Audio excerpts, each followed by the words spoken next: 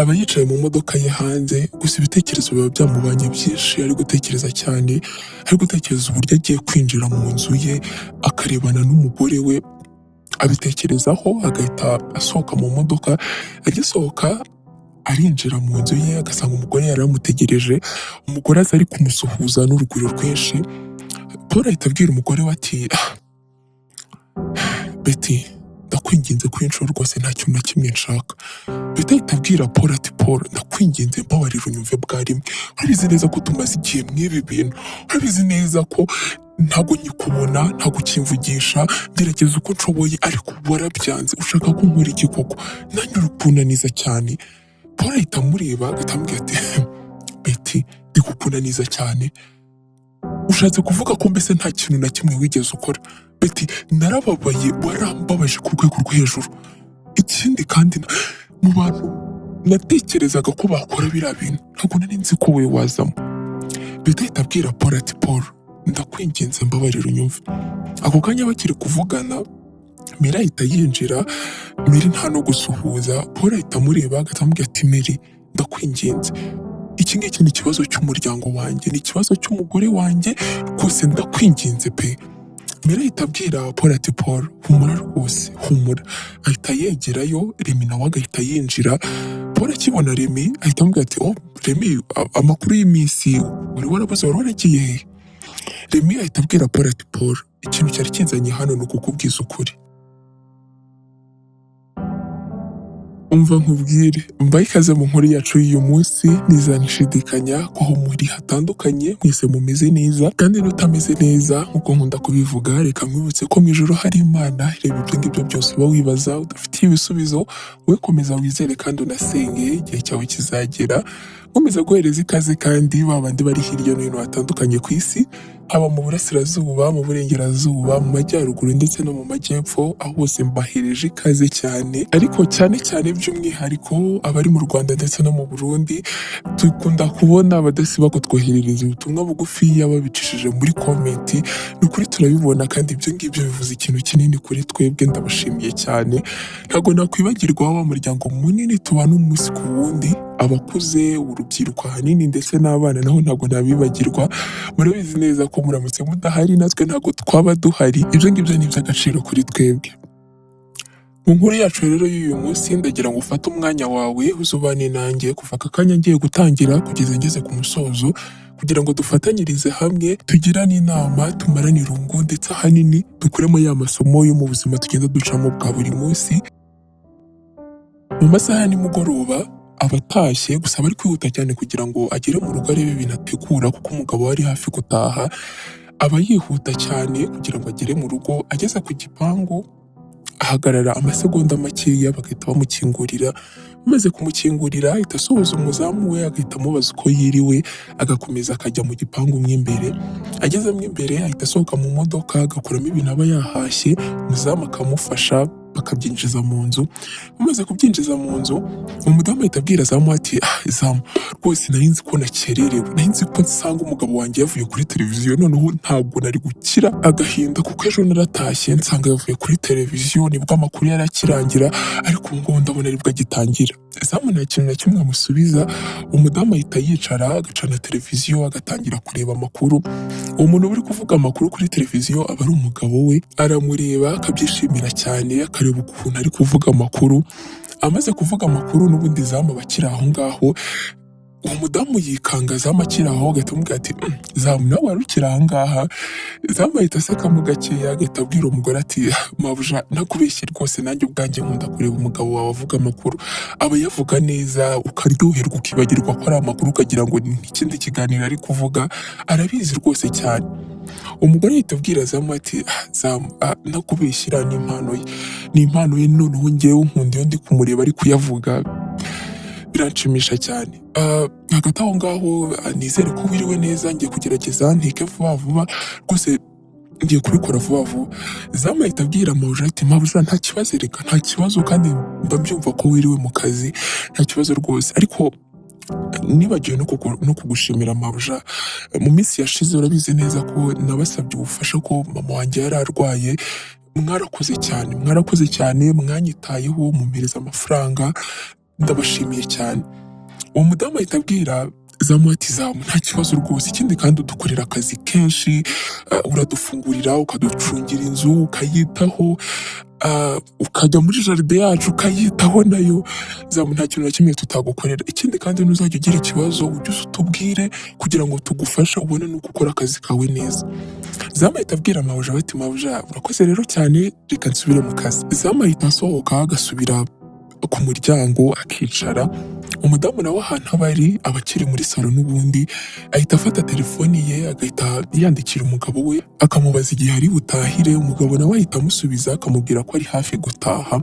Umugore ahita ahaguruka akajya mu cyumba agakuramo imyenda aba yambaye, akambara imyenda yo kujyana mu gikoni, amaze kuyikuramo ahita ajya mu gikoni agatangira gutegura ibyo ari buteke. Haciyemo iminota itari myinshi umugabo we nawe ahita ataha, umugore akumva umugabo we aratashye, ahita ava mu gikoni akajya ku muryango muri salo kugira ngo amwakire. Umugabo nawe ahita aza agahita amusuhuza, amaze kumusuhuza ahita amureba mu maso agahita amubwira ati Beti hari ikintu mfitiye uko ndi kubona washishikaye cyane. Umugore ahita amureba agahita amubwira ati ariko Paul narakubwiye ngo ntukampamagare mu izina ryanjye. Umugabo we ahita amubwira ati ngize se umpamagaye mu izina ryanjye, ariko hagati aho rwose umbabarire sweetheart, wiriwe neza byagenze gute, wabonye amakuru navuze? Umugore ahita amubwira ati cyane rwose, aramutse anancitse sinzi uko naryama ngo nsinzire. Hagati aho ngaho nari ngukumbuye, ariko zamu wacu rwose yadushimiye ku bintu twamukoreye ubushize. Nawe yari yicaye areba amakuru yawe, maze umugabo araseka agahita amubwira ati ibyo ngibyo ni byiza cyane, rero babe ndarushye ndananiwe, ndumva nshaka kubanza kujya koga. Umugore ahita amubwira ati okay nta kibazo, genda ubanze ujye muri dushe hanyuma nanjye urasanga amaze gutegura ibiryo ku meza. Umugabo ahita agenda akajya muri dushe akoga, umugore nawe ari mu gikoni ari gutegura ibiryo ku meza. Amaze kubitegura ahita ajya mu cyumba cyabo kugira ngo arebe umugabo we ko yasoje koga, asanga n'ubundi umugabo yicaye ku mashini. Umugabo ahita amureba agahita amubwira ati bebe unyihanganiye ndashaka iminota 5 yonyine hanyuma nkabona kuza kurya. Umugore ahita ahagarara akamureba agahita amubwira ati cyakora nakubeshye sheri ukunda akazi cyane, reba amasaha uba utahiye, reba uba wiriwe n'ubundi mu kazi, ariko n'ubundi ntabwo ugera mu rugo ngo wihe umwanya wo kuruhuka. Ndakwinginze rwose funga iyo mashini ubanze uze tujye kurya, hanyuma rwose nakubwira iki ukagarukemo rwose ariko wabanje kurya. Umugabo ahita amureba agahita amubwira ati Beti ndagukunda cyane ku buryo rimwe na rimwe niyo mbitekereje ndi mu kazi ndisetsa abantu bakambaza ngo uri guseka iki, ariko ntabwo nabibabwira, ariko Beti ndagukunda cyane kandi warakoze kuza mu buzima bwanjye. Beti ahita abwira Paul ati Paul nanjye ndagukunda cyane, ariko winjijisha ibyo ngibyo ntabwo aribyo turimo, haguruka uze tubanze tujye kurya. Ahita amufata akaboko akamujyana ku meza, bageze ku meza barabanza bagasenga, bamaze gusenga Beti ahita abwira umugabo we ati sheri nari nibagiye kujyanira ibiryo uriya muzamu neza uko byari binciyeho, kandi rwose ntabwo aba yariye neza ku manywa. Umugabo ahita amubwira ati okay nta kibazo, icara hasi mbanze njye kubimuzanira. Umugore ahita amubwira ati oya nta kibazo reka njye kubizana mbimuhereze. Arahaguruka, gusa agihaguruka ise iramufata, umugabo we agahita aza akamufata ahita amwicaza akamuhereza amazi, ahita amubwira ati Beti ufite ikihe kibazo? Beti ahita abwira umugabo ati sheri nanjye ntabwo mbizi, guhera kare nahoze numva mfite akantu k'agasereri ariko sindi gusobanukirwa ibyo ari byo, ariko wasanga buriya ari uko ari umunaniro cyangwa se ari uko nirirwa mpagaze, ntabwo mbizi ariko ndumva agasereri. Umugabo ahita amubwira ati okay nta kibazo, ishara aho ngaho njye kubizana. Ahita ajya mu gikoni akazana ibiryo akabisohokana akabishyira umuzamu wabo. Amaze kubizana n'ubundi aragaruka, ariko umugabo ahita atangira guhangayika bikagaragara. Umugore we Beti ahita amubwira ati Paul urahangayitse cyane ndi kubibona, ariko nta kibazo mfite n'umunaniro nta kindi rwose. Paul ahita abwira umugore we ati Beti narakubwiye ngo ureke kariya kazi ko kwirirwa kaguhagarikishije, ujye uza aha ngaha mu rugo, rwose ntabwo dufite ikibazo cy'amafaranga, ibyo ngibyo urabizi, ariko ibyo ngibyo warabyanze, ushaka kwirirwa ugenda, ngaho reba ingaruka ziri kugenda zivamo. Beti ahita abwira Paul ati Paul ndakwinginze witangira muri aya masaha. Paul ahita amubwira ati okay ngaho mbabarira nari mvuze nabi, ariko ntabwo bikwiye kubona umugore wanjye ari guhagarara agashaka kwikubita hasi, urumva nzajya njya mu kazi ngo nkore neza? Ntabwo bishoboka. Beti ahita abwira Paul ati Paul n'umunaniro byonyine, n'umunaniro ngahicara turye ibindi rwose birangire. ngaho nta kibazo ejo mu gitondo ndajya kwa muganga. Paul ahita abwira Betty ati Betty tugomba kujyana, ntabwo wajya kwa muganga wenyine, tugomba kujyana. Betty ahita amubwira ati okay nta kibazo, ngahicara tubanze turya ibiryo bitanakonja. Bahita bicara bagatangira gusangira, bararya ntabwo bamara iminota myinshi ku meza, bahita basoza kurya. Basoje kurya Betty ashaka guhaguruka kugira ngo akure amasahani ku meza baba bakoresheje. Paul ahita abwira Betty ati Betty uri guhaguruka ugiye hehe? Betty arasekamo gakeya agahita amubwira ati Paul ngiye gufata aya masahani twaririyeho nyashyire mu gikoni, nese ararara ahangaha. Paul ahita amubwira ati icara ibyo ngibyo ndaza kubyikorera, ngiye kubanza ngufate ujye kuryama hanyuma ibyo ngibyo ngaruke mbikore. Betty ahita amureba agahita amubwira ati ubwo se ubwo uraza kubikora cyangwa uri kumbeshya kugira ngo ngire amahoro njye kuryama? Paul ahita amubwira ati niba ushaka ko nanabyoza rwose ndaza kubyoza, ariko mbabarira nta kindi kintu nshaka gukora. Betty ahita amubwira ati okay nta kibazo, urumva se nabyangira iki? Paul ahita amufata akaboko bahita bajya mu cyumba. Bageze mu cyumba ahita amushyira mu buriri akamworosa, ahita amubwira ati Betty ndakwinginze rwose, ndakwinginze ntiwongere kwistress, ibintu byose rwose wari gukora ubimbwire ndaza kubigukorera, ariko ntabwo nshaka ko wongera kubyuka aha tutikubita hasi n'umutwe ukikubita ku ntebe ugasanga mana yanjye. Betty ahita amubwira ati Paul ndakwinginze ibyo ngibyo ntabwo byaba, ahubwo nabiriya byihorere nzabyikorera, nawe ngwino turyame. Bahita baryama. Bukeye mu gitondo Paul arabyuka akajya kumutegurira ibya mu gitondo kuko aba yumva n'ubundi atakimeze neza, ariko Betty aba yarangije kumera neza. Nawe hataciyemo iminota mikeya arabyuka agasanga umugabo we mu gikoni. Ageze mu gikoni arabanza akamwitegereza akamureba ukuntu ari guteka, ahita aza akamwegera agahita amubwira ati wari ukumbuye guteka? Paul ahita ahindukira agahita amubwira ati sheri kubera iki wabyutse, dore haracyari mu gitondo kare saa moya. Betty ahita amureba agahita amubwira ati Paul ntakize ubu ngubu umeze neza, ikindi kandi nta nubwo ari ngombwa kujya kwa muganga, ahubwo igirayo mbikore. Paul ahita amubwira ati Betty ntabwo ibyo ngibyo mbyemera rwose, ntabwo mbyemera, subira mu gitanda uryame, ibindi byose ndaza kubyikorera kandi unitegure tugiye kujya kwa muganga erega. Betty ahita abwira Paul ati Paul meze neza, ndabizi nawe kuba ufite akazi kenshi, ahubwo ngewe zana mbitegure hanyuma nawe ujye muri dushe woge hanyuma ujye mu kazi, sibyo? Paul ahita abwira Betty ati Betty uransezeranya ko umeze neza? Betty ahita amubwira ati ndakurahiriye rwose meze neza, nta kibazo na kimwe mfite, ngaho ugenda ujye kwitegura. Paul ahita amusoma ku gahanga akamureba, Betty agahita amwirukana akagenda. Betty asigara aho ngaho mu gikoni ari gutegura ibya mu gitondo. Amaze kubitegura Paul ahita aza agahita yicara ku meza bagatangira kurya. Bari kurya Paul ahita abwira Betty ati ariko se ubundi Betty Remy uramwibuka? Betty ahita abwira Paul ati Remy urumva namwibagirwa gute? Remy nubwo ataje mu bukwe bwanjye nawe, ariko ndabizi neza ko ari inshuti yawe cyane. Ikindi kandi uvuge ko tukiri no guteretana hari igihe yaguhamagaraga ukambwira ngo ni Remy uguhamagaye, rimwe na rimwe tukavugana, ibyo ngibyo urabizi neza. Paul ahita abwira Betty ati sheri mba nabyibagiwe, ahubwo inkuru nziza yambwiye ni uko habura ibyumweru 2 gusa kugira ngo aze. Ndumva rwose mfite amatsiko yo kumubona ukuntu asigaye ameze, mfite amatsiko rwose. Betty ahita abwira umugabo we ati ariko se bebe ntubizi neza ko akoherereza amafoto rimwe na rimwe muvugana video, urumva rero ntabwo umukumbuye cyane. Paul ahita abwira umugore we ati sheri ntakubeshye rwose Remy ndamukumbuye kuko haciyemo imyaka myinshi ntamubona, tuvugana gusa kuri telefone, nta hantu tuvuganira, nyine nkeneye kumva turi kumwe tukavugana turebana.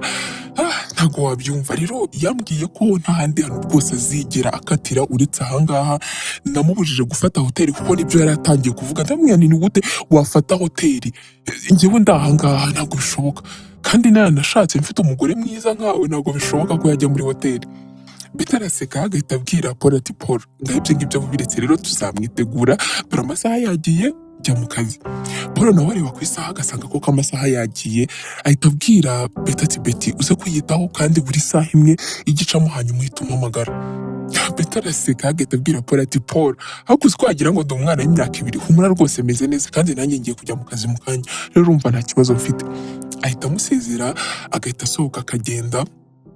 Amaze kugenda Betty nawe ahita yitegura akajya mu kazi ke.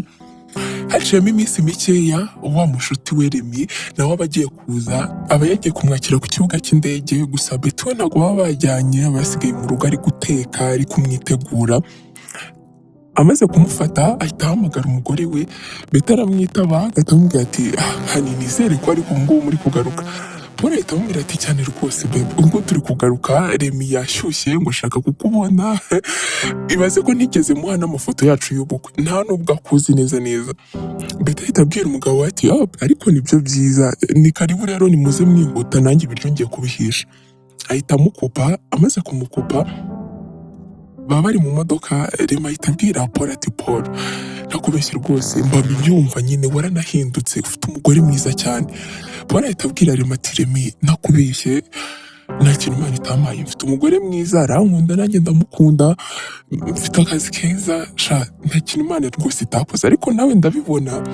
Remy ahita abwira Paul ati Paul nanjye Imana rwose yarabikoze ariko hari ikintu kimwe mbura, ndabura umuntu muzima w'umukunzi kugira ngo nanjye nkundane mere nkawe, nubake urugo rukomere. Rwose biba byagoranye.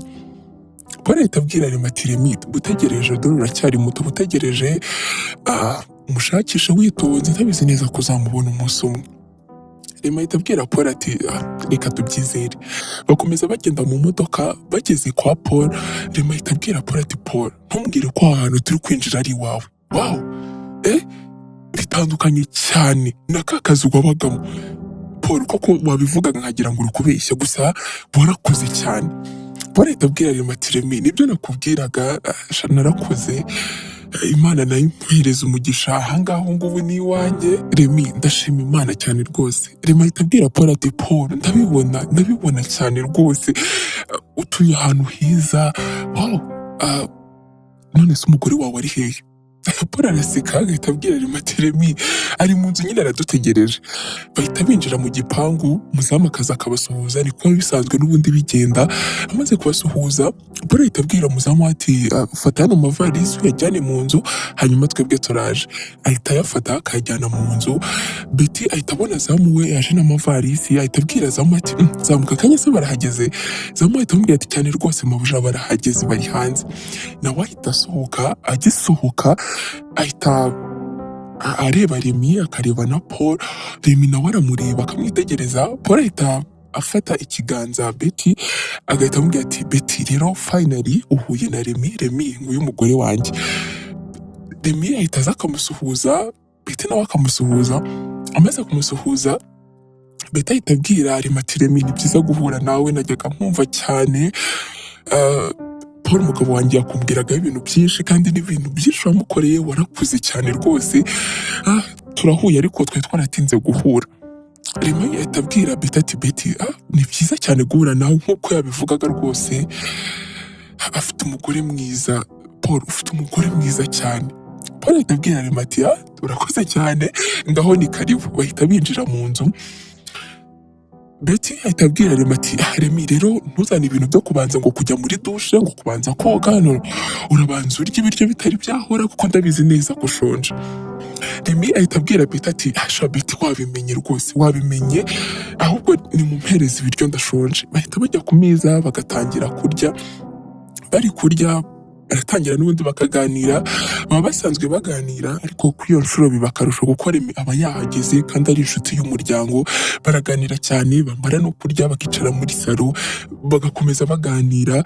Paul agakomeza atakagiza umugore we cyane, gusa n'umugore we nawe aba amukunda cyane. Amasaha akuze bajya kuryama. Bukiye mu gitondo Paul aba yagiye mu kazi, aba azinduka kare cyane, gusa umugore we Betty aba yasigaye mu rugo kugira ngo yite ku mushyitsi baba babonye. Aba ari mu gikoni ari guteka. Ari mu gikoni Remy araza agakomanga ku gikoni, gusa urugi ntabwo ruba rukinze. Betty ahita ahindukira agahita asuhuza Remy ati Remy waramutse, waryamye neza, ikirere cyangwa wakimenyereye? Remy ahita abwira Betty ati Betty imyaka myinshi ntabwo nari nzi ko nakwisanga uri umugore wa Paul inshuti yanjye, byantunguye cyane. Byagenze gute kugira ngo mukundane agushake ube umugore we? Betty ahita abwira Remy ati Remy rero ntabwo wamenya gahunda z'Imana, nanjye nyine ni uko nguko nabibonye, gusa twarakoranye ibyo ngibyo nyine birangira dukundanye turanabana. Gusa nanjye ntabwo nari nzi ko inshuti ye yirirwaga avuga ari wowe Remi, nyine Remi nari nzi. Byantunguye cyane, ariko ni karibu cyane Remi, kandi ndagushimira cyane ku bintu wakoreye umugabo wanjye. Yarabimbwiye mu gihe atari afite akazi, yarabimbwiye cyane rwose, warakuze cyane Remi. Remi ahita abwira Betty ati Betty, rwose nakubeshye, Paul ni inshuti yanjye cyane, inshuti yanjye kuri rwa rwego nanjye nashobora kubivugaho. Ndamukunda cyane ku buryo nta kintu na kimwe ntakora, ariko byantunguye cyane gusanga uri umugore we. Betty ahita abwira Remi ati Remi, ibyo ngibyo mubiretse, ndabona ibya mu gitondo birangije gutegurwa, reka nze mbizane. Remi ahita abwira Betty ati none se Betty, Paul ari hehe ko ntamubonye? Betty ahita abwira Remi ati Remi, rero Paul abyuka kare ari kujya mu kazi, rwose amasaha ntabwo aba ahari, aba yagiye kare cyane. Gusa kubera ko azi ko uhari, ndabizi neza ko ari buze gutaha kare. Humura rwose, nanjye ntabwo ndi bujye mu kazi kubera ko nikorera, ntabwo ndi buze kujya mu kazi rwose, ntabwo uri buze kugira irungu. Remi ahita abwira Betty ati okay, Betty urakoze cyane, ariko uracyari mwiza nka kera pe, uracyari mwiza imbere n'inyuma, uracyari mwiza cyane, nta kintu na kimwe kigeze kiguhindukaho. Betty ahita abwira Remi ati Remi urakoze cyane, ariko nawe ntabwo wigeze uhinduka, usibye gukura no kugaragara ko ufite amafaranga, nta kindi rwose. Remi asekamo gakeya, agahita ajya kwicara ku meza bagasangira ibya mu gitondo. Iminsi ikomeza kwicuma, ariko muri iyo minsi yose Paul ntabwo aba akunda kuboneka cyane kuko aba ari mu kazi. Ikindi kandi Remi aba amaze kubimenyera ko amakuru ya nimugoroba ageraho, Betty agahita aza agacana televiziyo, agahita atangira kureba umugabo we. Aba ari umugoroba umwe n'ubundi Betty yicaye ategereje ko umugabo we avuga amakuru. Remi nawe araza agahita yicara, mu gihe amakuru atari yatangira, Remi ahita abwira Betty ati Betty ntakubeshye, ubu uri kure cyane, uri kureba televiziyo wagira ngo neza neza uri kumwe n'umugabo wawe. Betty ahita abwira Remi ati Remi rwose ni uko nyihanganira, ibintu narabimenyereye cyane, ikindi kandi tutari twanashakana, umugabo wanjye nyine nabaga numva ari inzozi ntazigera mubona kuri televiziyo, ariko nyine ntabwo njya mbimenyera, buri munsi mbona ari mushyashya imbere yanjye, sinzi ukuntu nabikubwira. Uyu mwanya niwe mwanya nkunda cyane kurusha indi yose. Remi ahita abwira Betty ati Betty ukunda umugabo wawe cyane? Betty ahita abwira Remi ati Remi cyane rwose ndamukunda. Amakuru ako kanya ahita atangira, Betty agahita abwira Remi ati Remi ndakwinginze mpereza iminota mikeya. Bareba amakuru akarinda iyo arangira. Amakuru arangiye, Remi ahita abwira Betty ati Betty ubu ngubu noneho nakuvugisha rwose, kuko n'ubundi maze kubimenyerereka, maze iminsi hano, maze kumenya ukuntu gahunda ziba zimeze. Betty ahita abwira Remi ati Remi ni uko nguko nyine gahunda ziba zimeze, rero Remi ejo nzasubira mu kazi, nizere ko wamenyereye, icyo uzaba udasobanukiwe uzajya umpamagara kuri telefoni ngusobanurire, rwose ntukagire irungu. Ikindi kandi ujye utembera, ureke kuba mu nzu wenyine, ujye utembera rwose. Remi ahita abwira Betty ati Betty, ahita ahaguruka akamwicara iruhande. Betty ahita abwira Remi ati none se Remi ibyo ugiye kumbwira bihuriye no kuza kwicara hano nanjye? Remi ahita abwira Betty ati Betty nakubeshye, maze iminsi mbitekerezaho kubikubwira, ariko nkumva nta mpamvu, tena nkumva umutima wanjye nyine uraremerewe cyane. Betty ndabizi neza twakundanye tukiri abana, kandi ndanabizi neza ko utigeze ubibwira umugabo wawe ko tugeze njye nawe dukundana. Betty ahita amuca mu ijambo, agahita amubwira ati Remi ni kera cyane, ni mu myaka yashize, ikindi kandi ntabwo twakundanye igihe kinini, nta bintu byinshi twari dusobanukiwe, wahise ugenda nanjye ndagenda, ibyo rero numvaga atari ngombwa kwirirwa mbibwira umugabo wanjye. Remi ahita abwira Betty ati Betty okay nta kibazo, ariko Betty urukundo nagukundaga nta hantu na hamwe rwagiye, ndacyagukunda, ndacyagushaka iruhande rwanjye. Betty icyakubwira ko nafashe umwanzuro wo kugaruka kugira ngo ngushake, nongere nkubone, wongere ube umukunzi wanjye, ariko natunguwe cyane kubona uri umugore w'inshuti yanjye. Betty araseka agahita abwira Remi ati Remi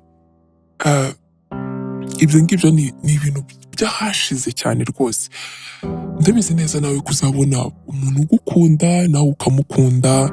Ikindi kandi rwose njyewe urugendo rwanjye rwo gukundana rwararangiye, umuntu umwe nsigaranye mu buzima bwanjye kandi nzarinda mpfa nanakunda ni umugabo wanjye Paul.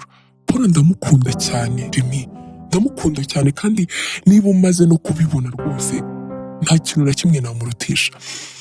Rero Remy, nta kibazo kubimbwira ukaruhuka, ntacyo bitwaye rwose, ariko nawe ndabizi neza ko uzabona umuntu ugukunda.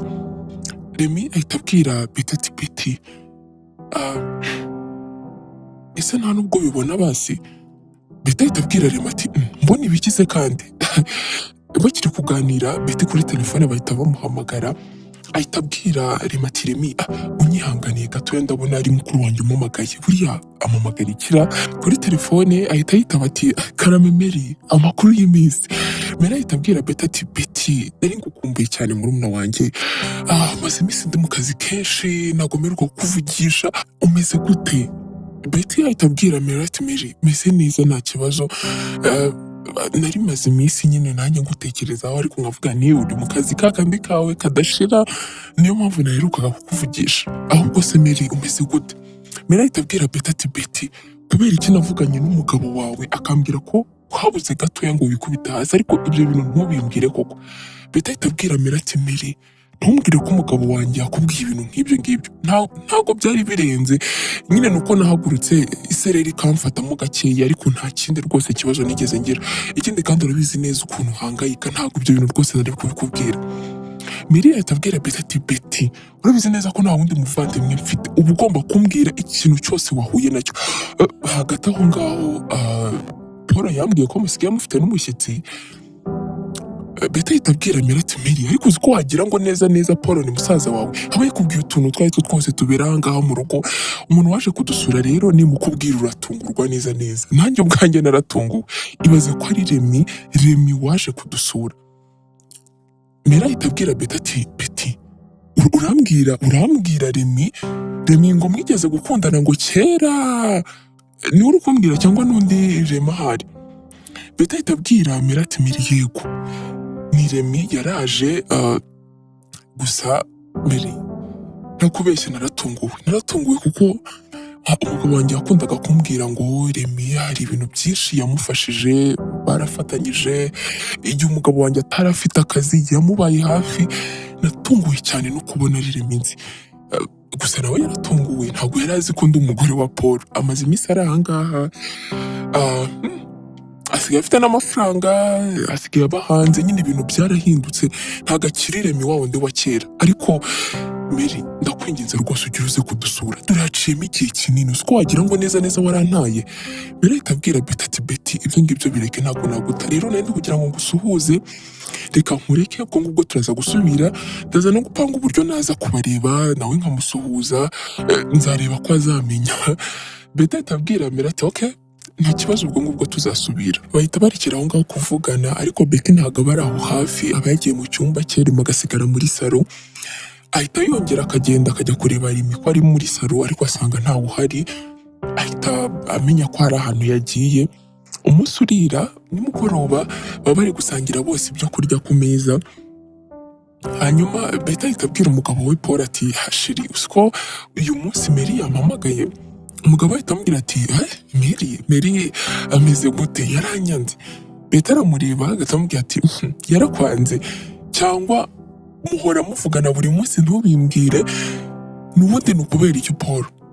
Ibintu byose mwavuganye yabimbwiye, kubera ko utajya ubimbwira ko mwavuganye? Umugabo we ahita amubwira ati Betty, nawe jya urekera aho ngaho, urabizi neza ko Mary ni nkaho ari we waduhuje, rero umufata nyine nk'umuntu ukomeye mu buzima bwacu. Ikindi kandi nkorana n'umugabo we, rero nta hantu na hamwe byakundira ko tutajya tuvugana, ariko ibyo ngibyo ubona biretse sheri, biretse. Hagati aho Remy, umeze ute amakuru y'iminsi? Akazi karantwaye ntabwo nyiboneka ngo tuganire, ariko nizere ko umugore wanjye yakwitayeho.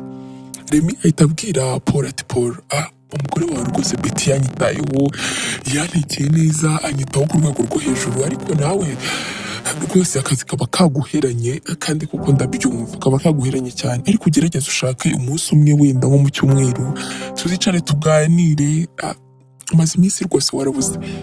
Paul ahita abwira Remy ati Remy, niko biba bigomba kugenda, ariko umunsi nzawushakisha, n'ubu ngubu ndumva ibitotsi binyishe, njye mu mbabare mbi ngiye kuryama, ubwo ngubwo tuzasubira. Paul ahita ahaguruka akagenda ariko umugore we asigara aho ngaho.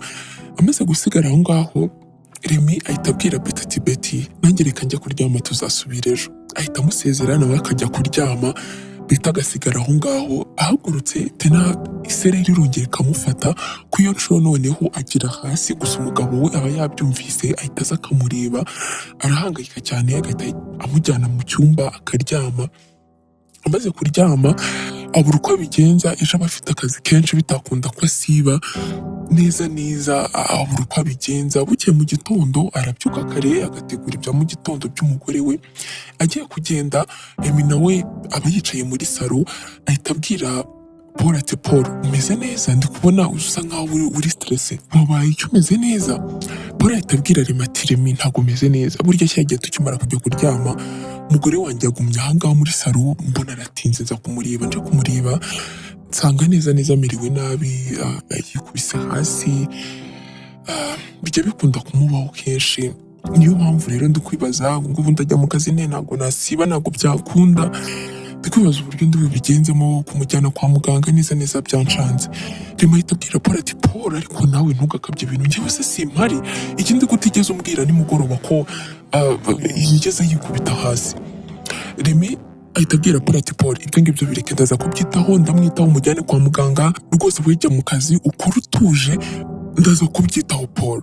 Paul ahita abwira Remy ati Remy urakoze cyane nanze kubikubwira, numva ndi kukugura, nawe ufite izindi gahunda ariko urakoze cyane rwose. Paul ahita amusezera agahita ajya no mu cyumba agasezera umugore we, ahita amubwira ati Betty rero uze kwirirwa neza, ujye umpamagara ubwo turaza gusubira. Ahita amusezera akagenda, Betty agasigara aho ngaho aryamye. Haciyemo iminota mikeya Remy ahita ajya ku muryango agakomanga. Agikomanga Betty asa nk'uwikanze ashaka kubyuka ariko bikamunanira. Remy aba yafunguye ahita abwira Betty ati Betty ntabwo ari ngombwa kubyuka, dore amasaha yakuze, nari nje kukureba kugira ngo witegure, hanyuma numara kwitegura nkujyane kwa muganga. Betty ahita abwira Remy ati Remy ntabwo ari ngombwa rwose. Remy ahita abwira Betty ati oya Paul namwemereye ko ndi buze kukwitaho, nkakujyana kwa muganga rwose, humura ibyo ngibyo ndaza kubyitaho. Ahita yitegura bakajya kwa muganga. Bari kugaruka Remy aparika imodoka mu nzira batari bagera mu rugo, Betty aba yasinziriye agahita akanguka akabona ntabwo bari mu rugo. Ahita abwira Remy ati Remy twageze mu rugo se? Remy ahita afata ikiganza Betty agahita amubwira ati hoya Betty ntabwo twigeze tugera mu rugo, nuko nashaka kukuvugisha tutari twagera mu rugo. Betty ahita yegezaho ikiganza agahita amubwira ati ngaho mbwira Remy, mbwira ndakumva. Remy ahita abwira Betty ati Betty kwihangana byananiye, Betty ndagukunda cyane, ndabizi neza warashatse ariko urabizi neza ko ntagomba mu gihugu, uramutse unyemereye rwose twakwigendera, njye nawe nyine tukubaka ubundi buzima. Betty ahita amureba agahita abwira Remy ati Remy ibintu uri kuvuga uri kubyumva cyangwa nkata umugabo wanjye se nkajya hehe? Remy ibyo bintu twabiganiriye inshuro nyinshi rwose, ntabwo ibyo bintu bizigera bikunda, urabyumva neza, ngaho twara imodoka tugende, cyangwa se niba udashaka nisohokemo ntege taxi ingeze mu rugo. Remy ahita abwira Betty ati okay nta kibazo reka tugende. Ahita yongera agacana imodoka bakagenda. Bakigera mu rugo aramufasha akamugeza mu gitanda cye akaryama.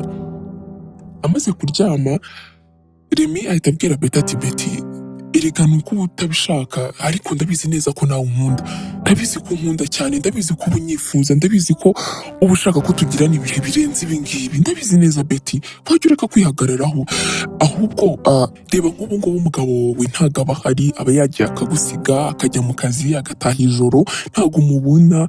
Reba nk'ubu ngubu mumaranye igihe kingana gite, muba mufite akana, ariko njyewe ujesha namuguha rwose Betty. Betty ahita abwira Remy ati Remy ibintu uri kuvuga uri kubyumva cyangwa uri kwiyumva nawe ubwawe, uri kumbwira ngo nshinye mu mugabo wanjye, kandi urabizi neza ko umugabo wanjye ari inshuti yawe magara, ariko mana yanjye. Remy ahita abwira Betty ati Betty ibyo reka ni ibintu bisanzwe kandi ndabizi neza ko atanabimenya, ndabizi neza, uramutse unyemereye nagufata neza, nakora igishoboka cyose ukishima, ntabwo ngiye wazigera umbura. Betty abura ikintu na kimwe arenzaho, akamureba isesemi ikamwica, akabura ikintu amubwira, ahita amusohora mu cyumba cye, agasohoka akagenda. Umugabo we atashye amubaza uko ameze, akamubwira ko yagiye kwa muganga ko Remy yamuherekeje, ariko nta kindi kintu na kimwe amubwira. Paul aba ananiwe cyane, ahita aryama yumvise ko umugore we ameze neza. Haciyemo iminsi ibiri, Betty aba avuye muri dushe, gusa ntabwo aba yumva ko hari umuntu wakinjira mu cyumba cye atamubwiye. Gusa agisohoka muri dushe asanga Remy yicaye, asa nk'uwikanze, agahita abwira Remy ati Remy urakora icyanga. Remy ahita ahaguruka, agahita ashyira urufunguzo mu rugi, agahita aza yegera Betty. Betty yegera inyuma, agahita abwira Remy ati Remy uri gukora ibiki?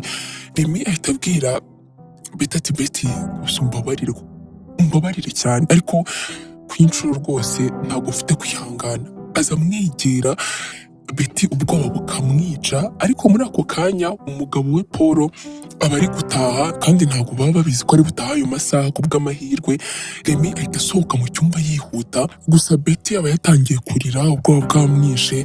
Umugabo arinjira agasuhuza Remy nk'ibisanzwe, agahita ajya mu cyumba cye kureba umugore we. Ageze mu cyumba asanga umugore yahungabanye ari kurira, ahita amwegera, agahita amubwira ati Betty umeze neza, ufite ikihe kibazo? Betty ahita abwira Paul umugabo we ati asheri nta kibazo mfite, ahubwo ise wirengeye mu maso, numvaga neza n'umutwe utangiye kundya kubera ko nameshe mu mutwe, niyo mpamvu rero. Paul ahita abwira Betty ati wowe nari ngize ngo ni ikindi kibazo. Betty ahita abwira Paul ati none se sheri ko utashye kare byagenze bite?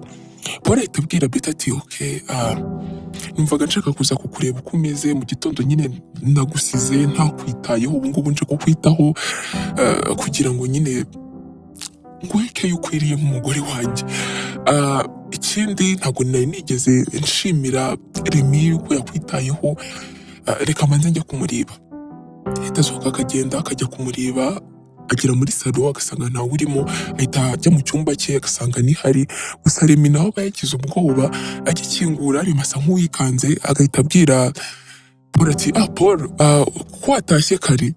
Paul ahita abwira Remy ati Remy nari nje kwita ku mugore wanjye, ariko ejo warakoze cyane ku bintu wankoreye, yambwiye ko wamujyanye kwa muganga ukamwitaho, warakoze cyane rwose Remy. Remy ahita abwira Paul ati Paul ibyo ngibyo rwose ntabwo ari ibintu wakirirwa nshimira, ikindi kandi ntabwo yagira ikibazo mpari ngo ndeke kumufasha. Muganga yatubwiye ko nta kindi kibazo afite, aduhereza imiti, ndakeka ubu ngubu ameze neza. Paul ahita abwira Remy ati ubu ngubu ameze neza nta kibazo, ubwo rero reka njye kumwitaho, ubwo ngubwo turaza gusubira, reka njye no guteka. Agiye kugenda Remy ahita abwira Paul ati ese Paul ubundi wamenye guteka ryari? Mperuka kera utazi guteka, utikoza n'ibintu bijyanye n'igikoni neza, cyakora icyo nzi cyo wari uzi guhaha. Paul ahita abwira Remy ati Remy iyo ushatse byose uba ugomba kubimenya, ikindi kandi se nk'ubu ngubu umugore wanjye yarwaye, nta wundi muntu uhari, urumva twarya gute? Uba ugomba kubimenya byose ugateka. Yarabinyigishije rero ngubu nsigaye nzi guteka ibintu byose, nsigaye nanamurusha. Remy araseka agahita abwira Paul ati Paul uri umunyamahirwe nk'uko nkunda kubikubwira. Paul ahita asohoka agahita ajya mu gikoni agatangira guteka, gusa umugore we ntabwo aba yishimye. Paul amaze guteka ahita ajya mu cyumba akareba umugore we aba yaryamye, ahita aza akamwegera agahita amubwira ati sweetheart nari maze gutegura ibyo kurya bya nimugoroba, bino rero tujya kurya. N'ubundi Betty aba ari kurira ahita yihanagura, agahita abwira Paul ati okay nta kibazo tugenda. Paul agira ngo nuko umugore we arwaye, aramufata akamufasha, bakagenda ku meza, bagahita bahamagara na Remy nawe akaza, batangira gusangira. Ariko Betty rwose ntabwo aba yishimye habe na gatoya. Paul akomeza amubaza ko ameze neza, ariko Betty akamubwira ko ameze neza. Ibyo ngibyo birarangira, Paul n'ubundi agasubira mu kazi ke nk'uko bisanzwe. Gusa muri iyo minsi Betty ntabwo bari kujya gukora, bari kwirirwa mu rugo. Haciyemo iminsi nanone Remy aba amaze iminsi atari aho ngaho, yaragiye gusura inshuti ze no gutembera. Arataha akaza azaniye impano Betty n'ururabo, ararumuhereza. Betty ntarufate, Remy agahita abwira Betty ati Betty ndakwinginze rwose wingora, uru rurabo ndabizi neza kurukunda, ndabizi neza ko ukunda indabyo rero wikirirwa ungora. Hano hari n'impano nakuzaniye, harimo agakanzu keza cyane, ndabizi neza ko kari buze kugukwira. Rero nta kindi kintu rwose ngamije, ni no mu rwego rwo kugusaba imbabazi rwose. Beta ahita abwira Remy ati Remy, ntabwo nakwizera ko ari wowe watekereje gukora biriya bintu. Urabizi neza ko ndamutse nanabibwiye umugabo wanjye, nahera hehe? Uri inshuti ye magara, kandi ndabizi neza arakwizera. Ntabwo yanyumva. Remy, kubera iki watekereza gukorera ibintu nka biriya inshuti yawe magara? Remy ahita abwira Beta ati Beti, ndagusezeranya ko ibyo bintu bitazongera, ntabwo bizongera. Nanjye ubwanjye nkunda Paul, gusa nanjye sinzi ibintu byari byamfashe, ariko Beti ndakwinginze rwose emereye impano rwose, nta kindi kintu na kimwe kizongera kuba hagati yanjye nawe kitakunejeje, ndakwinginze Beti. Beti ahita ahaguruka agahita amwegera, umujinya uramufata agahita amukubita urushyi. Akimara kumukubita urushyi aramwegera agahita amubwira ati Remy, warambabaje cyane, ikindi kandi rwose nushaka uhita ufata ibyawe usohoka ahangaha mu nzu yanjye n'umugabo wanjye, rwose humura, ntabwo nzamubwira ibintu wakoze, ariko sinzongere kukubona n'undi munsi. Remy aba ari kumureba mu maso, ari kumwitegereza cyane. Remy ahita amubwira ati nta kibazo Beti, nta kibazo, ndabyumva cyane kandi amakosa ni ayanjye, ariko basi mbere y'uko ngenda ntituzongere no kubonana, wampobera byonyine. Beti ahita abwira Remy ati Remy, erega ntabwo twabanye nabi. Ahita amwegera akamuhobera. Remy aramufata cyane akamukomeza, bari guhoberana. Umugabo we Paul ntabwo baba bazi igihe yagereye. Ahita abwira Beti ati Beti. Beti asa nk'uwikanze agahita yegezayo Remy. Remy aba yamubonye kare ariko akanga kubibwira Beti. Ahita ajya mu cyumba cye Remy, Beti agasigara aho ngaho ari kumwe n'umugabo we. Umugabo ahita amureba agahita amubwira ati Beti, wari uri mu biki? Beti ahita abwira umugabo ati reka ngusobanurire. Umugabo we nta kintu na kimwe yumva, ahita amusiga aho ngaho agasohoka akagenda. Beti buri kintu na kimwe akora aramukurikira, ariko umugabo we akabyanga. Remy nawe ahita afata ibikapu bye agahita agenda, nta nubwo Beti amenya igihe Remy yagendeye. Bigeze mu masaha nimugoroba, umugabo we arataha, gusa ataha bwije cyane. Beti aba yamutegereje kugira ngo amusobanurire ukuntu byagenze, kuko aba yumva ko uko byagenda kose ari bumwumve. Arahagera agakomanga, Beti akamukingurira. Amaze kumukingurira, umugabo ahita yinjira, ntamusuhuze, ntagire ikindi kintu na kimwe avuga, agahita ajya mu cyumba. Umugore aba yateguye ibiryo, ahita amukurikira mu cyumba agahita amubwira ati Paul, kubera icyo utari kuza ku meza ngo turye, nagutegereje, naguhamagaye, nakwandikiye mesaje, byanze kutaje ngo turye. Paul aramureba agahita amubwira ati Beti, nakubeshye, wambabaje cyane. Wenda nari nzi ko nyine biriya bintu nabonye nari ndimo kurota, ariko ibyo mwakoraga byose nabarebaga ukuntu byatangiye, ukuntu wamurebaga, ukuntu wamuhoberaga. Ikindi kandi ndamenya utigeze unambwira, namenye ko wowe na Remy mwigeze gukundana. Kubera ibyo ngibyo utabimbwiye?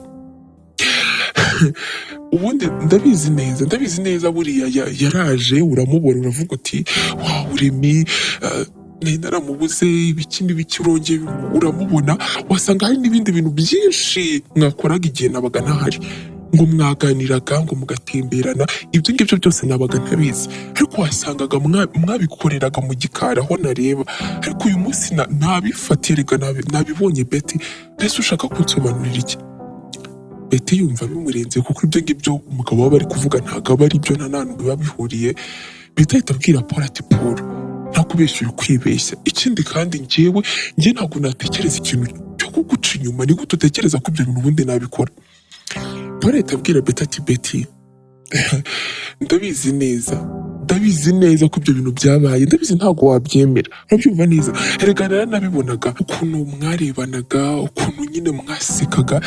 None se yega ibindi rwose uri kubisobanurira. Hanyuma ziriya ndabyo na ziriya mpano nabonye, urambwira ko yabikuzaniye nkande agatinyuka akakuzanira biriya bintu bimeze kuriya ukambwira ko nta kintu na kimwe cyabaye biriya yari kubikuzanira avuga ngo wagushimire gusa ntabwo nari nzi ko umugore wanjye ari we watinyuka Betty wowe ukankorera ibintu nk'ibyo ngibyo none ku nshuti yanjye Betty niki ntaguhaye ndakora cyane kugira ngo ubeho neza Betty ahita abwira Paul ati Paul ndakwinginze rwose wishaka gukomeza ibintu kandi bidakomeye ntabwo ibyo bintu nabikora ikindi kandi Paul ahita amubwira ati ceceka nta kintu kimwe nshaka kumva ikindi kandi ntabwo ugenda buze kurara ngaho ahita asohoka akagenda akajya mu cyumba cy'abashyitsi Betty neza biramurenga kuko ntabwo aba yumva ukuntu ibyo bintu bise biba mu kanya gatoya ahita afata telefone agahamagara Remy ariko Remy ntabwo amwitaba arongera agahamagara Remy ntamwitabe bukeye mu gitondo ntabwo aba yasinziriye agatotsi gasa nkaho kamutwaye agakanguka agasanga umugabo we yagiye aramuhamagara kuri telefone umugabo we ntamwitabe akongera umugabo akamukupa akongera umugabo agahita akuraho telefone neza biramucanga akumva wagira ngo ni inzozi arimo areka kujya mu kazi agategereza umugabo we tena atinda gutaha akongera agatinda ageza nko mu ma saa sita z'ijoro atari yataha ariko Betty n'ubundi aba akimutegereje umugabo arataha agasanga Betty yaryamye mu ntebe yasinziriye amutegereje n'ibiryo biri ku meza kubera urukundo rwinshi aba amukunda ntabwo amurekera aho ngaho aramuterura akamujyana mu gitanda akamworosa hanyuma we ntarara aho ngaho agahita ajya mu cyumba cy'abashyitsi nanone Betty akangutse mu gitondo asanga umugabo we yagiye arongera akamuhamagara akamwandikira mesaje ariko umugabo we ntagire ikintu na kimwe amusubiza Betty kurya biramunanira agahinda kakamwica amasaha nimugoroba yagera kuko umugabo we ntabwo aba agitaha kare akajya kuri televiziyo akamureba ari kuvuga amakuru ariko n'umugabo nawe ntabwo aba yishimye ku rundi ruhande ibyo ngibyo bimara iminsi bombi batari kuvugana nta n'umwe uvugisha undi Betty agerageza kugira ngo amuvugishe ariko akanga akamwandikira amamesaje menshi ariko umugabo we akabyanga abonye bimurambiye haciyemo igihe kinini yahamagaye mukuru we Mary amubwira ko ashaka kumuvugisha Mary amubwira ko ahari amusanga iwe mu rugo ahageze barafatanya barateka kuko n'ubundi niko biba bisanzwe bigenda bari guteka Mary areba Betty mu maso agahita amubwira ati Betty umeze neza urabizi neza ko udakunda kuza kundeba iyo uje kundeba hari ikintu gishyashya uje kumbwira hari amakuru menshi cyane uba ufite cyangwa se ku rundi ruhande ukaba utameze neza ufite ikihe kibazo Betty kwihangana biramunanira agahita aturika akarira kuko aba amaze igihe kinini nta muntu n'umwe avugisha nta muntu n'umwe abwira uko ameze Mary abona koko afite ikibazo agahita amufata akamujyana mu ntebe akamuhoza amaze kurira Mary ahita abwira Betty ati Betty utangiye kuntera ubwoba ufite ikihe kibazo Betty ahita abwira Mary ati Mary urebye sinzi niba nabyita ikibazo cyangwa se nabyita kutamenya sinzi ukuntu nabyita kuko nanjye ubwanjye byarancanze urabizi neza ko mu minsi yashize Remy yari amaze iminsi ari mu rugo ikindi kandi urabizi neza ko Remy twigeze gukundana ibyo ngibyo ntabwo nigeze mbibwira umugabo wanjye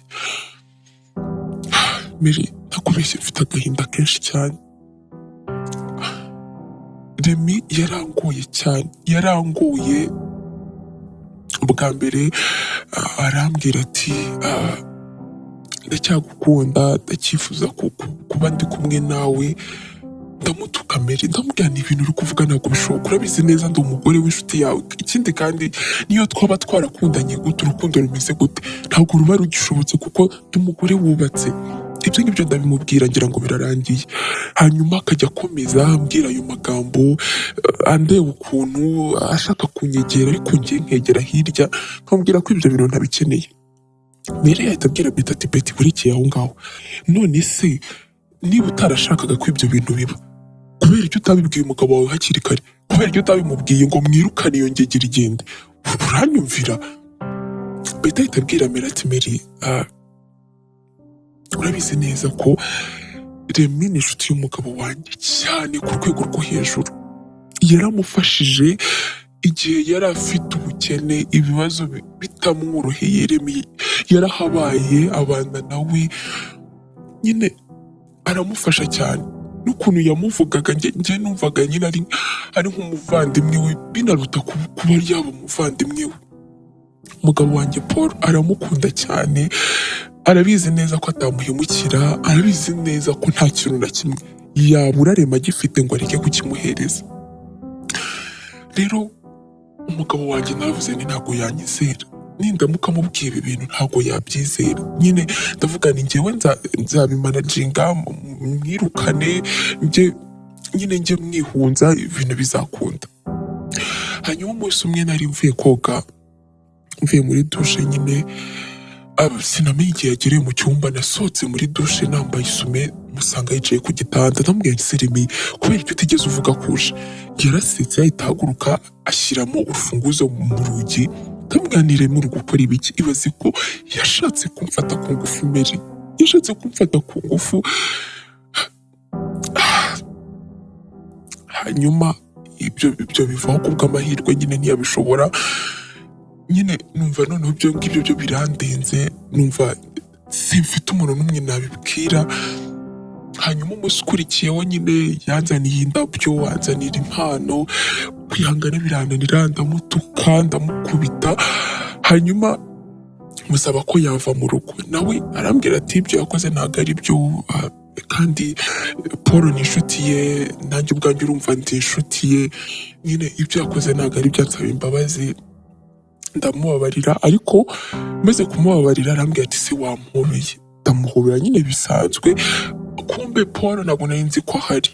Nyine yarahageze agira ngo ni ibindi bintu byinshi twari dufitanye, ibintu by'amabanga, arandakarira. Guhera icyo gihe Mary, guhera icyo gihe Paul ntabwo yari yamvugisha, nta kintu na kimwe ashaka kurya cyanjye, nta kintu na kimwe agishaka ko mukorera. Mary, ibaze ko tutakirara no ku gitanda kimwe. Yaragiye, naramubuze. ubu ndi kubona umugabo wanjye neza ari kunca mu myanya y'intoki, ari kugenda. Mary ahita abwira Betty ati Betty, wagombaga kumubwira hakiri kare. Urabizi neza ko mu rugo nta kintu na kimwe ugomba guhisha umugabo wawe, urabyumva neza. Ikindi kandi ibintu bipfira mu kutaganira. Iyo ubimubwira kare mugashaka uko mubigenza, ibintu ntabwo biba bigeze ahangaha. Ariko ngwino ahita amuhobera, agahita amubwira ati okay, nta kibazo, ndaza kureba uko mbigenza, ariko nawe komeza ugerageze, kuko uri kubyumva neza ko ari wowe uri mu mafuti. Betty ahita abwira Mary ati Mary, ntabwo ari njye uri mu mafuti, nese ko yanze kunyumva ngo mbimusobanurire. Ikindi kandi nta nubwo nashakaga ko ashwana n'inshuti ye, ubwo ubwo naba ndi mugore nyabaki uba uri gushwanisha inshuti koko Mary. Mary ahita abwira Betty ati Betty, hako wajya ugabanya ubwana, none se wowe ko urugo rwawe ruri gusenyuka. Ariko ibyo ngibyo bubiretse, Remi azambona, ni gute atinyuka agashaka gusenya urugo rwa murumuna wanjye? azambona Betty, azambona. Betty ahita abwira Mary ati none se Mary, ugiye gukora iki? Mary ntabwo abwira Betty ikintu agiye gukora, ariko amubwira ko agiye kugerageza ibyo bibazo bigakemuka. Hashiramo icyumweru n'ubundi Betty na Paul bameranye gutyo, n'ubundi baba bicaye muri salo, Betty akagerageza akamwicara iruhande kugira ngo basi bavugane, ariko Paul agahita ahaguruka. Paul agihaguruka, Betty nawe ahita ahaguruka, ariko n'ubundi ikizungera kikamufata. Agiye kwikubita hasi, Paul ahita aza akamufata. Betty ahita abwira Paul ati Paul, ndakwinginze mbabara wicare tuganire. Paul ahita abwira Betty ati Betty, mbabarira kano kanya, ngiye kuzanira imiti yawe, uyifate uyinywe, ariko nta kintu na kimwe nshaka kuvugana nawe, nta n'igihari. Betty ahita abwira Paul ati ariko se Paul, ibi bintu bizageza hehe? Ntabwo ubona kuko. Paul ahita abwira Betty ati Betty, umpaye umwanya, ndakwinginze cyane. Ahita agenda akamuzanira imiti ye, akayimuha, bagahita bajya kuryama. Bigiye mu gitondo, Paul ari kujya mu kazi, Mary ahita amuhamagara, agahita amwitaba.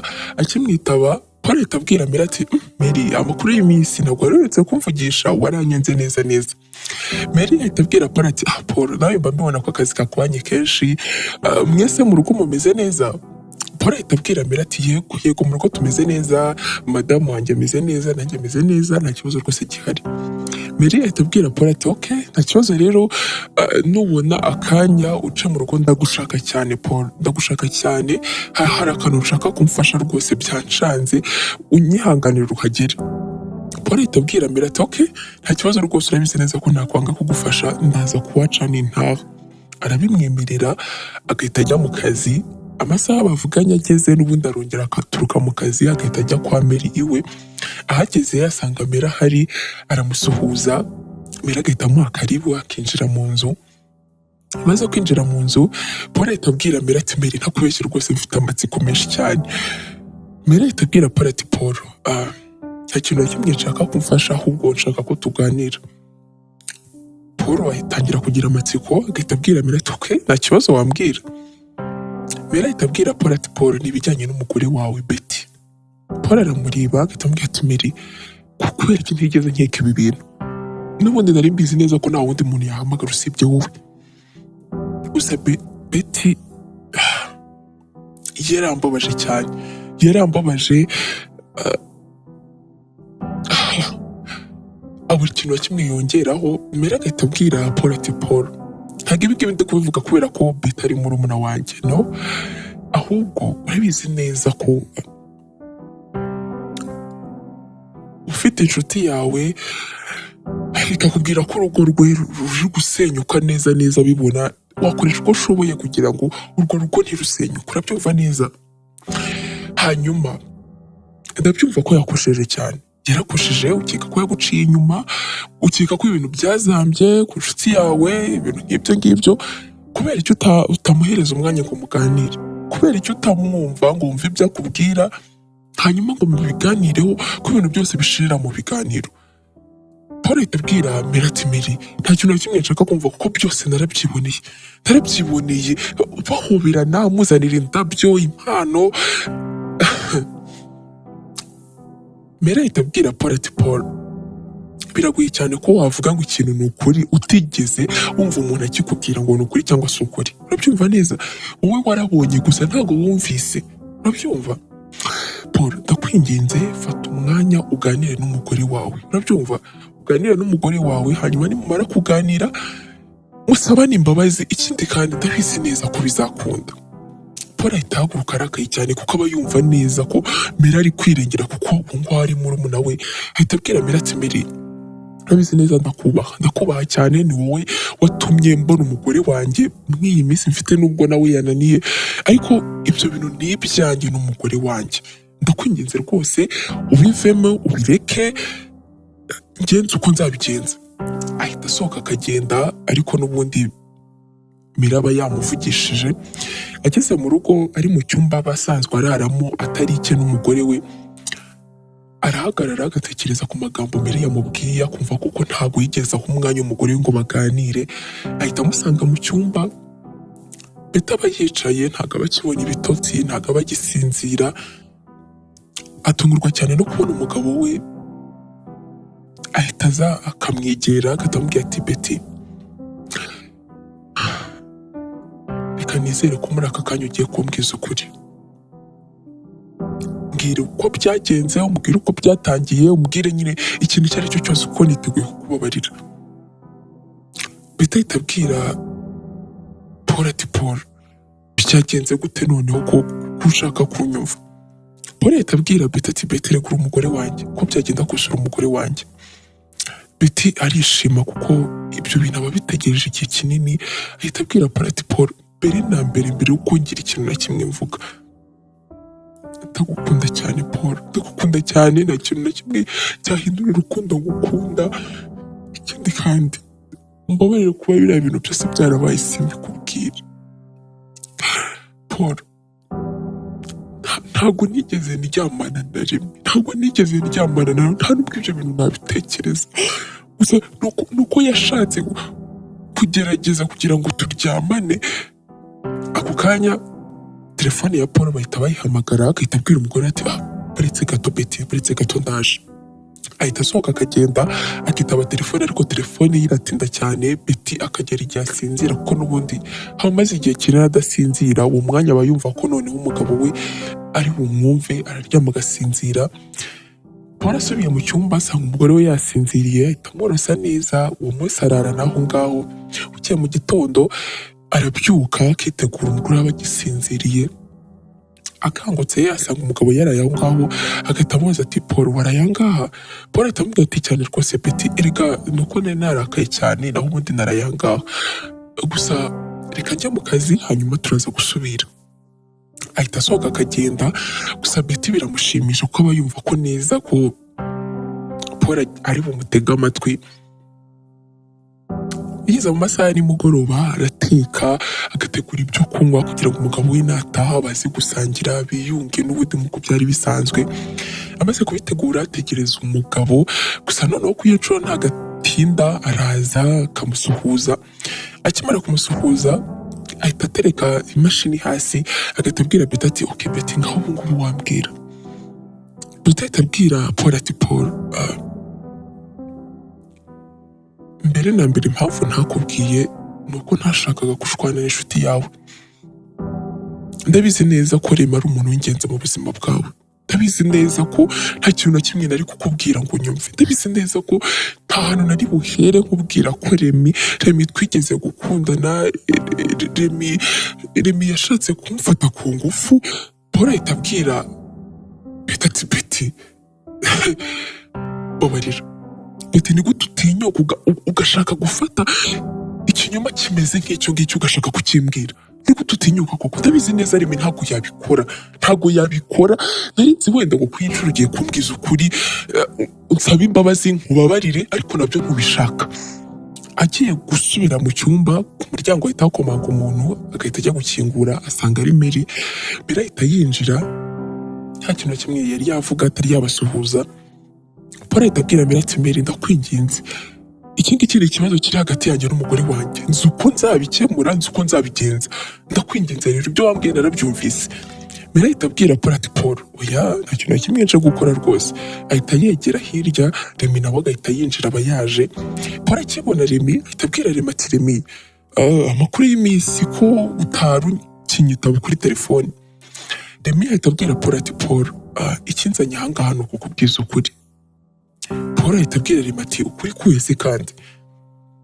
Remy ahita yegera Paul agahita amubwira ati Paul, ndabizi neza ko uri umuntu mwiza. Uri umuntu mwiza, twabanye mu bibi no mu byiza.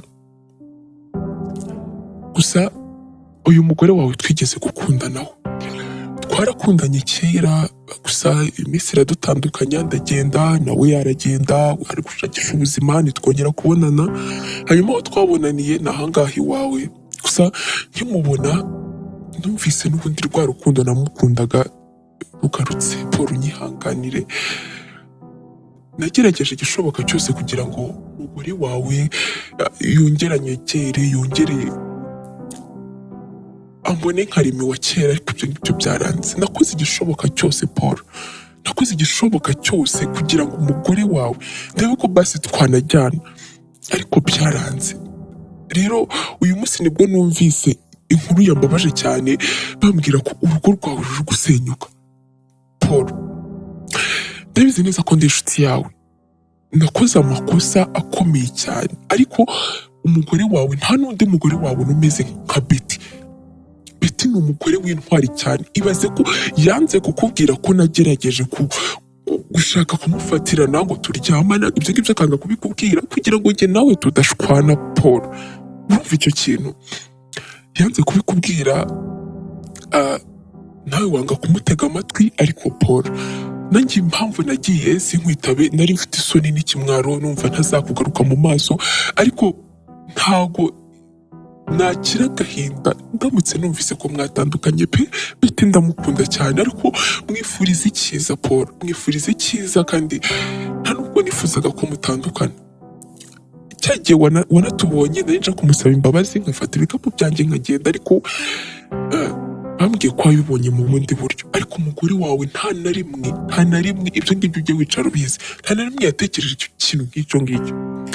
Paul ahita yegera Remy agahita amubwira ati Remy, niba numvise neza washatse gufata umugore wanjye ku ngufu. Remy ahita abwira Paul ati Paul, ntakubeshya uriya munsi ntabwo nashaka kumufata ku ngufu, ariko nashaka kugerageza ngo ndebe koko niba ari umwizerwa kuri wowe. Urabizi neza ko ukuntu twavugaga ko dushaka abagore bacu, ndashaka kugerageza ngo ndebe kuko 100% ko atazigira guca inyuma. Umbabarira ko ibyo bintu nabikoze, ariko ntabwo nari kubikora, kuko nahise nsohoka ndagenda mva mu cyumba cyawe rwose, nawe umubaze nguyu, hanyuma musaba imbabazi. Nibwo nyine byagenze muri buriya buryo. Beta aba yarize Mera amwicaye iruhande ari kumuhoza. Paul ahita abwira Remy ati Remy, umugore wanjye yatangiye kubimbwira ngira ngo ari kubeshya, ariko sinari nzi ko nawe watinyuka ugakora icyo kintu Remy. Mu bantu bose natekerezaga ntabwo nari nzi ko wakora ibyo bintu. Naguhaye karibu iwanjye, ndakwemerera uraza ngufata nka murumuna wanjye, umuntu twacanye mu bintu bitandukanye bikomeye. Remy, ndakwinginze mbara usohoka aha ngaha sinzongera kukubona. Mbabarira cyane kuko ahandi hantu tuzahurira njye nawe ntabwo bazadukiza intambara.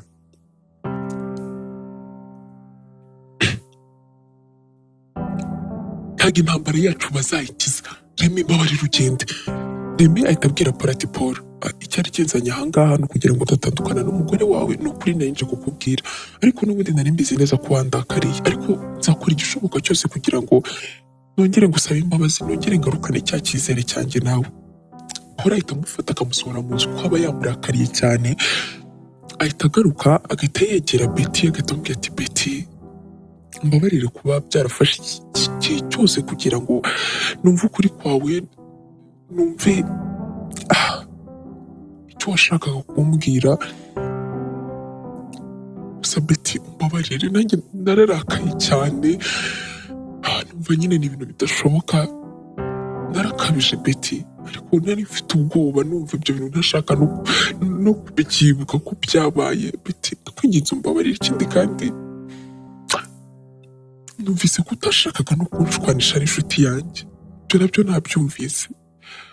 Mbere ahita abwira Paul ati Paul, rero reka ngende sigarana umugore wawe umwiteho, urabyumva neza, kandi ikindi kintu cya mbere ujye ubanza umwumve nawe akumve mbere y'uko mugira ikindi kintu cyose mukora, mbere y'uko murakara, mbere y'uko ibintu bigera kuri uru rwego. Ujye ubanza umwumve nawe akumve kandi ugerageze umutega amatwi. Paul ahita abwira Mera ati Mera urakoze cyane. Mera ahita asohoka akagenda. Betty aba yarize byamurenze. Paul araza akamwegera akamufata akamukomeza cyane. Ahita abwira Paul ati Paul, bya bintu ntabwo natekereza kubikora n'inshuro n'imwe. Naba ndi mu buzima naba ntari mu buzima Paul, ntabwo ibyo bintu nabikora, ndagukunda cyane. Paul ahita abwira Betty ati Betty, ndabizi neza ko nkunda, ariko nanjye unyihanganire kuba narizeye inshuti yanjye ngakabya nkayizera kurusha uko nakwizera umugore wanjye. N'ubundi Betty nicyo ngicyo aba ashaka, aramubabarira. Paul agatangira akamwitaho. Guhera uwo munsi bubaka urugo rwabo neza.